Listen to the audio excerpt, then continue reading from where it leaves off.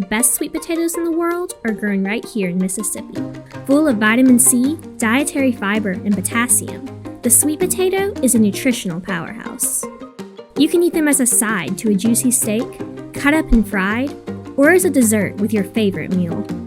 But really, there are hundreds of ways to prepare and eat Mississippi sweet potatoes. If it comes from this soil, it comes from a farm family of Mississippi, providing for our family and yours. Chris, almost a classic game for you guys today. I mean, obviously a back and forth deal, but your offense comes up big late, and your stars shine the brightest. TA, Rowdy, those guys. I know you never have any doubt in them, but how big was it to see those guys come through for you on the big stage? Yeah, that was kind of a nerve-wracking game. So when we fell behind 7-3, but those guys, man, they played as good as they can play today. Kind of put the team on their back. But we had some other guys, man, Brad Cumbus and Cameron James and LT's big swing, and me and Fox are sitting there debating in that, I guess it was the 8th, or maybe it was the 7th, who we putting in right here. And then as soon as that ball went up from LT, Sims be ready to go. And so I thought all the guys were good today. I mean, Will kind of had a tough start, but I thought everybody else, the Rowdies, the Tanners, every at-bat was so competitive. We just put pressure on them from pitch one. Let's go to Robbie Falk. Yeah, Chris, speaking of Will not coming out and having a quality start there, it just seemed like your bullpen was able to really stabilize that ball game and keep it from spiraling out of control. I mean, even Chase Patrick got you out of that inning. I know he gave up a 3-run home run, but Preston Johnson shut down the offense, Landon as well. What did you see from those guys today? Yeah, I thought our bullpen was good. Even Chase. I know we missed on the one pitch, but I thought Chase was pretty good and got us out of the jam. And a tough day for Will. Will's one of the best pitchers in the country, and we're not here without Will. And you got to tip your hat, man. Those guys in the other dugout are really good. And their coaching staff had a great approach against Will today. And Will fought. Will competed. He got out of a couple jams. But just in the heat and as many pitches and as many jams, we just felt it was better to go to another arm right there, give him another look. And then, like you said, as guys came in, it felt like we pitched better and better as the day went on. Let's go to Joel Coleman. About that bullpen, Preston, of course, had a humongous day for you guys out there to kind of settle things down and give you guys the chance to come back. But it just seems like as the year has worn on, your confidence has probably grown and grown. And Preston, is that the case? And just talk about his growth into this role now to where you don't mind running him out there in a super regional late inning, situation. Well, that's the thing. During those times and those big moments when the game's on the line, it's who do you trust? And he's a guy that's garnered a lot of trust here over the last month or so, and he's done it all year. He can come out and give us a 2 or 3 inning stint if needed, and he comes in and throws strikes. And so that's what we're looking for. And shoot, we got to recycle him and get him ready and possibly throw again this weekend. But I was really happy with the way he went out there and just competed. They got to run, but they had to earn the run. He doesn't give you, not a lot of freebies. Let's go to John Sokoloff.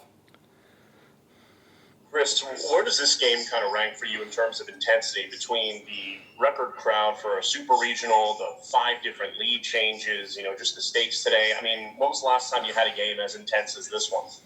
That's about as intense as I had. I mean, I guess Omaha when we played Auburn. I guess maybe the first Stanford game. I mean, they just seem to keep getting bigger and bigger here. And man, what a job by our fan base. I mean, on a day when the heat index is, I'm soaking wet right now. I know most of our fans probably are. But we had fans out here at 8:30 in the morning. I'm walking around the stadium saying, hey, and they're sitting out already. And to fill the ballpark the way they did, and then also to, as loud and as vocal, and they were a difference maker in today's game. The Dude effect, we call it. But our fans, man, they kind of kept us through it and kept us in it the whole time. Let's go to Theo DeRosa. You talked about LT's big swing for a guy who was over 3, hit into 2 double plays. Just how big was that to see that from him? It was huge. Like I mentioned earlier, me and Fox we're literally having a conversation, and when the ball hit the bat, it was get Sims in, and that's why we called timeout with Scotty DeBrule. We had to give Landon a couple pitches to get ready, but LT's, a couple of those balls, in our game, if you hit a ball hard and they turn a double play, it's okay. We don't want to hit into a double play, but he hit some balls really hard today too. And then their shortstop on the last double play made an unbelievable play to get out of that inning. And you can see why they're ranked so high defensively is some of the plays they made out there. But I was happy for LT, on a big stage, and a couple situations didn't go your way. He's still mentally locked in and staying in the moment. And man, what a pretty swing. Let's go to Shotgun Spratling. Shotgun. Chris, what kind of impact do you think the atmosphere had on Notre Dame in this game? Well, I just think it makes it tougher to pitch, tougher to make plays, tougher to, sometimes swing or stay off pitches. I think they just, at certain moments when there's big moments in the game, man, it's hard to hear, hard to talk. I mean, and so they seem to do it. They do it all the time. It's in our league and it's, in postseason. But I thought our crowd was huge, and I think it made a difference today. They maybe put some pressure on them and made them speed up a little bit, I guess you could say. But I'm glad they were on our side. Let's go back to Steve. Because these are the kind of games guys come to college to play in. And so when you begin to think about this kind of moving forward, sitting in somebody's living room talking about college baseball, I mean, these are the kind of things you mentioned. So how good is it to have that and then win the ball game too? Yeah, it's awesome. I mean, there's a big win today, obviously. Winning game one is huge. And then, using Landon to get the win and then being on, national TV and everybody seeing us. The hard part a little bit is the recruiting calendar's opened up and there's recruiters everywhere across the country. And I keep telling our guys, it's okay. There's TVs on all across the country and people are watching us play. Even though we're not out there, I know the best players in this part of the country are watching. And just like you hear our players, it's an experience like no other. And having the opportunity to play here, play in this ballpark, play in front of this fan base, man, it's pretty special. Let's go back to Robbie. Coach, last week we saw you extend the pitch count a little bit for Christian McLeod and Will Bednar. Does anything change with Landon down the stretch in the regionals, super regionals? Can you extend him a little more, maybe pitch him tomorrow, or what's your thoughts on that? You want me to start him? I could start him and get it out to a good start. The thing is, on the message boards that want that. Yeah, I'm sure. So, with Landon, it's usually about Landon. Landon gives me a heads up and where he's at, and we're always going to protect him. But I do think he'll throw more in the postseason. He's a strong kid. He's been, he's been on a good count all year long. But it's just, it's how he responds each day, and we want to put him out there in the best situation to win. So, I hope so. I hope he's out there, finishing a game tomorrow or whenever. So, I think this time of year it's you're pushing to win, and you want to be smart with your guys, but also they go a little bit farther, like you said, like last weekend, guys went a little bit longer. That could happen to Landon too. Let's go to Rick Cleveland next. Yeah, I don't know what your plan was coming into the game with Sims, but I'm guessing your decision was made as soon as Tanner's ball went out of the park. Yes, it was. And we were actually we were sitting there debating it, and we were putting him in for the win. And as soon as that ball went up, he was going into the ball game. So we had another guy ready to go, who was going to go in. And then if he got in a jam, we'd go to Landon. But once that ball went up, it was get Landon ready, and, we're going to play the last 6 outs with we feel like the best closer in the country. We have time for a couple more. Let's go to Tyler Horka next. Yeah, Chris, back to the theme of offense. How reassuring is it that your guys come out on top in a game like that against a lineup that just scored 50 runs in a regional, and everyone knows how well they can swing the bat, but your guys end up swinging it just a little bit better. And really, they threw 2 really hot arms against us today. Their starter was really good. He's been really good. And then their closer, man, that's plus stuff. And I tip my hat. I'm so thankful Jake Gotro's on our staff, because him and Cheese have our guys ready every week, every pitcher. And, and then you look up and you have this offense that can just do a lot of things. I mean, we're athletic. We can hit for average. We have some guys who can hit for some power. We have some veterans in there. And it's a tough lineup, and we match up and can lock in on somebody else and have a great approach. And I thought that's what our guys did today. They didn't panic. They just tried to keep the lineup going and get another guy to the plate. And then Rowdy gets the big hit, and then LT gets the big hit. I feel like we've been in this type of game all year long. We're never in blowouts. So maybe that helped us today. All right, we'll end with Trey Mongeru. Yeah, Chris, I'm just kind of curious from a manager's perspective when a game that's back and forth like that. Is it almost a sense of helplessness just watching from the dugout? I don't know about helplessness, but it's frustrating in some ways, and it's and then you sit there and you say, man, we're in a brawl. I think one of our kids just came in off the field and said, keep punching, because it's one of those games where it's going to be decided late, and it'll be like that tomorrow. It's 2 really good teams, 2 really good offenses. two well-coached teams, and it's just going to be like that all day. And it was a little frustrating at times. You're sitting there and you want to get some momentum, but like I said, Will wasn't at his best, but they were also pretty good too. You have to give them credit, and they had a great approach on him today. Hey, Rowdy, just kind of take me through what the dugout was like when it was a 7-3 game, you being one of the leaders of the team. What was kind of your message to everyone, and what was morale like, and how'd you guys kind of end up sweating it out? Yeah, when it was 7-3, I think, the dugout, we knew the game wasn't over. We knew we had a chance to put up some runs. So the mindset was, hey, let's put some runs on the board. Let's just keep fighting, having good at-bats, and that's what we did. And, as a result of that, we put up some runs. Up next, let's go to Steve Robertson.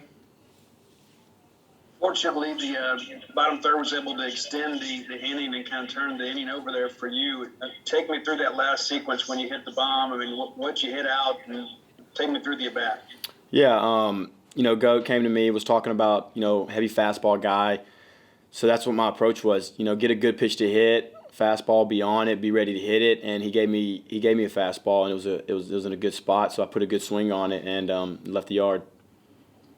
Up next, we'll go to Theo DeRosa. Rowdy, Logan hit into a couple double plays there. Was he frustrated after that one in the fifth, and how did it feel for him to get that home run in the seventh? Say that again. You were kind of breaking up a little bit. Logan Tanner into two double plays in the third and fifth inning. Was he frustrated after that second one? And then how did he feel after the home run? Yeah, I'm sure he's a little frustrated, grounding into two double plays in a big game like that. But, good thing, with low 10, puts the bats behind him, and it's always the next one. And, had a big home run late in the game. And, it was good. Up next, we'll go to Shotgun Spratling. Hey, Robbie, how do you kind of balance being aggressive in your at-bats and being a patient leadoff hitter to see some pitches for your teammates? It all really depends on, what's going on in the game. If we have a long inning in the field, if short inning in the field, it really all depends on, what's happening in the game, which, ultimately leads to if I'm going to go up there, see a pitch, or go up there and, try to swing at the first one. So that's the biggest thing. It's really about what's going on in the game. We'll go back to John Sokoloff. Rowdy, you had 2 RBIs. Cam had 2. Luke had a few as well. I mean, what does it kind of say about the depth of your lineup, what you guys are able to do, especially against a team like that scored 50 runs last weekend and 8 runs today? Yeah, it says a lot. I think it's pretty known that we have a really good lineup, 1 through 9, and when you come out and produce like that, it feels good. So knowing that we got guys all throughout the lineup, it takes pressure off everybody, and I think we play a little relaxed and good things happen. Let's go back to Steve. Rowdy, the guy used to chant your name around here, and I'm sure you never get tired of it. But, in the biggest moments, the biggest guys got to stand up and make big plays. You and TA both, big flies today, big clutch hits. And this is maybe your last hurrah here, last chance to play at Dudy Noble. How does it feel to come out and have that reception, but also, too, to be able to come through in a game that means so much? Yeah, it was huge. With that many people there, could be one of the last games here. Just being able to have good at-bats and good results, it's awesome. You can't put it into words. The guys or the fans, they're screaming your name. It's awesome. Let's go to Joel Coleman. It's kind of similar, I guess, to what Steve was asking, but there's no way to measure this, no way to quantify it, Rowdy, but we talk about it all the time, the dude effect. I mean, how big of a difference does that make when you're down 7-3 in a Super Regional game and you got the biggest crowd in Super Regional history here rooting you on? Yeah, huge difference. As soon as you get a little momentum, they get loud, you get confidence, you start rolling, and that's what, leads to big innings. And that's what happened today. We, got a few hits, the crowd gets loud, then we have a big hit, they get even louder, and it just kind of rolls like a snowball. All right, guys, we have time for a couple more. Up next, we'll go to Trey Mongrue. Yeah, Rowdy, I'm sure it's kind of nerve-wracking, but also, how fun is it to play in those games where it's back and forth like that? It's awesome. Especially when you come out on the big side or the good side of it. You look back and, you have the nerves during the game, but when you look back and there's 14,000 people having a good time, you're having a good time, it's amazing. Let's go back to Shotgun Spratling. You talked about how the Dudy effect, how it helped you guys, but what effect do you think it had on them, especially their defense and struggling a little bit? Yeah, I think, just the atmosphere, it's tough to play. Anytime you play in a big environment, it makes it more difficult, especially when the fans are right on top of you like that and they're loud. It just makes it more difficult. And I think that played a big part in, some of the errors they had today. Preston, you entered in a tough situation there. You came in, and I think it was 7-3 when you came into the ball game, and they weren't missing many barrels. They were barreling it up and getting some big hits. You came in there and really calmed everything down. And other than those 2 doubles, had a really good showing. What was your approach coming in? How did you feel like you were effective in this kind of ball game against this lineup? First of all, it was a really good team. So like coming in that big spot, in a big crowd, it's a little nerve-wracking at first, and until you get on the mound, the batter steps in the box, and then you're ready to go. The whole thing with me today was just pound the zone with everything, at least 2 pitches, just not let them turn me into a 1-pitch guy, and just kind of do my thing, get to as far into the game as I could, and then pass it on to the next guy, and it just worked out with Landon coming in and really shutting them down for the win. Up next, we go to Joe Coleman. Preston, I believe you grew up not too far from another Bulldog postseason hero with Hunter Renfroe, and just how cool is it for you now to get the chance to get out here on Dudy Noble Field in front of this humongous crowd and to have a day like you had today? How special was today, just emotionally for you? Honestly, it's speechless. One word I can really say is just a blessing. The Lord's blessed me with the opportunity to come and play at my dream school, and I grew up watching Hunter. we grew up 2 miles from each other, and we still talk on a weekly basis. And watching him in the World Series and the Super Regionals, and just wearing the maroon and white, it's awesome. He texts me all the time, just keep going, and it's just like following his footsteps with that through high school and into this big arena is awesome. It's just a blessing. Let's go to Steve Robertson. Preston, we spoke with you after your first appearance, and you said you had to settle yourself down and remind yourself that you belonged. We've come a long way since then, and now here you are on the mound in front of a school record NCAA crowd, throwing a seed out there and getting your team to a victory. Now, would you say, how well do you feel like you're a part of this now? How confident are you to show that you belong on this team and on the grand stage? It's definitely a struggle every day, we got talent upon talent upon talent on this team and in this league and in this country, and to be able to be a big part of this team and to have a spot, just to even get innings. It's a struggle to get innings with how many pitchers and how much talent we got. So it's, you just got to tell yourself, I belong, I'm good enough, I'm better than you until you prove me wrong. And that's just kind of the mindset, and it's how you got to look at it, I guess, in my eyes. We have time for a couple more questions. Let's go back to Robbie. Preston, I'm just curious about that conversation you had with Scott Foxhall with 2 outs in the 6th or 7th inning, whenever that was. What was that conversation like? What did he tell you right there? Really just telling me to settle down. We had a suspicion that the guy at second was, trying to give calls. Everybody does it, but he was just telling me just calm down, throw a strike, and let's try to get out of this with the least damage possible. And he said, "You got it." Let's go to Rick Cleveland. Yeah, how does, as a pitcher, how does an atmosphere like this with the crowd so into it affect you? Do you have to try and make sure you don't get too amped, or how does it work? As a person, as a player personally, I usually don't get too amped and try not to show emotion, either positive or negative. But really, the most nerve-wracking thing is running into the mound and hearing all of them people just cheering and cheering for you and for the Bulldogs.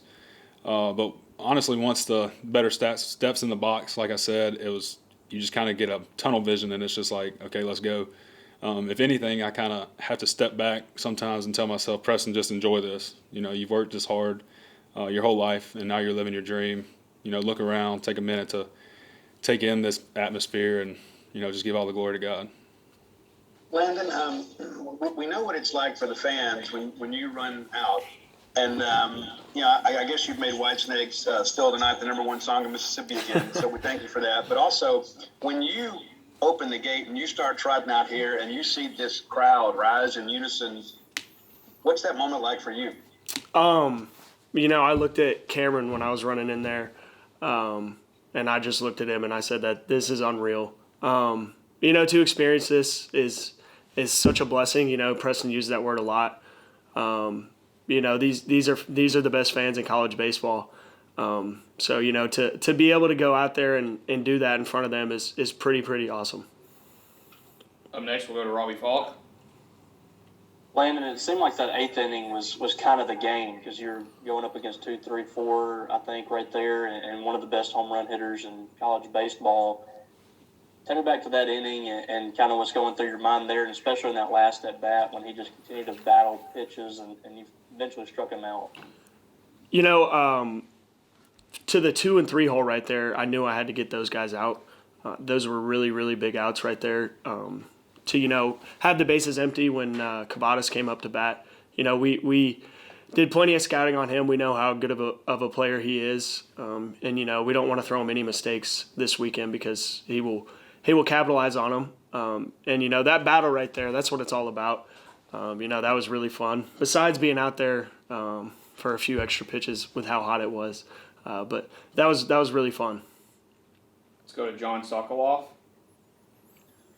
Landon, where does today's game rank in terms of intense games that you played in your career and performed in, between it being a super regional game, the crowd, and just all the lead changes in it as well? This game was awesome. From the first pitch to the last pitch, it was a fun game. We try and treat every game just the same, especially I do, because, I'm going to have to throw the ball over the plate to get outs. And that's gonna be the same recipe, whether I'm playing in the backyard with my friends or playing in front of 15,000 people at the Dude. There's a few things you got to do, and the first thing is to throw the ball over the plate and try and get some outs. Let's go back to Steve. Then I want to go back to the Cavadas at bat there in the 8th. It's a best versus best situation. As the competitor in you, I'm sure you're thinking, I'm going to go out here and blow this guy's doors off, because you're a competitor. How difficult is it to stick with the plan and not really let your ego get involved and just say, this is what we have to do to get this guy out? How difficult is that? It's not as difficult as you would think, because he's their guy, and if I would have set one up on a tee for him right there, he probably could have hit that ball about 450 feet.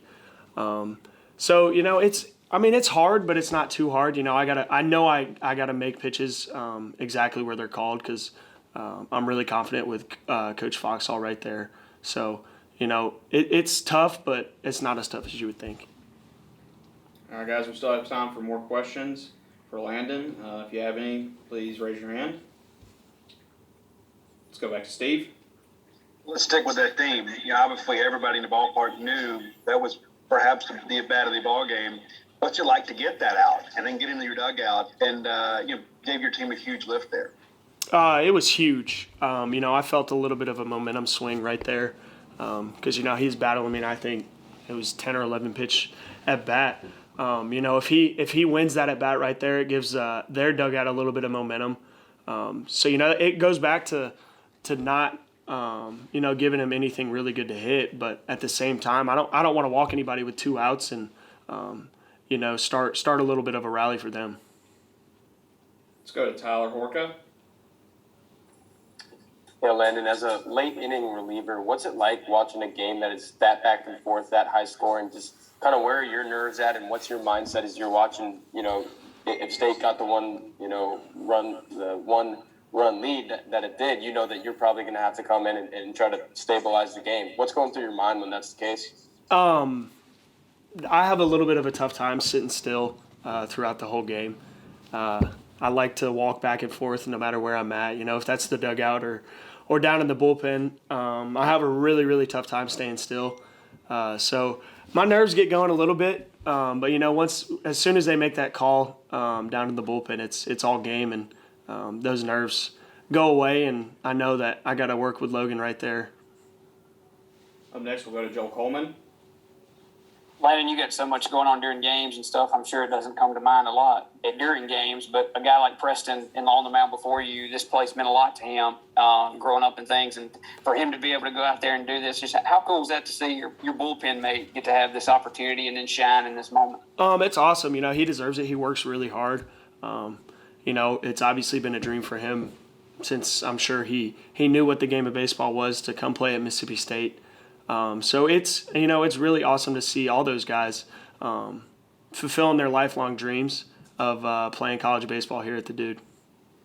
Let's go to David Murray. And watching the dugout during those innings, obviously the Bulldogs were energized by those errors that the best defensive team in the country made. Could you see a difference in your teammate? And for that matter, could you see a difference in Notre Dame across the field? We knew coming into this that they were the best defensive team in the country. Them giving us a few free passes right there, we had to capitalize on that because they're not going to mess up on defense very much. We took that into our minds in the dugout, and we ran with it right there.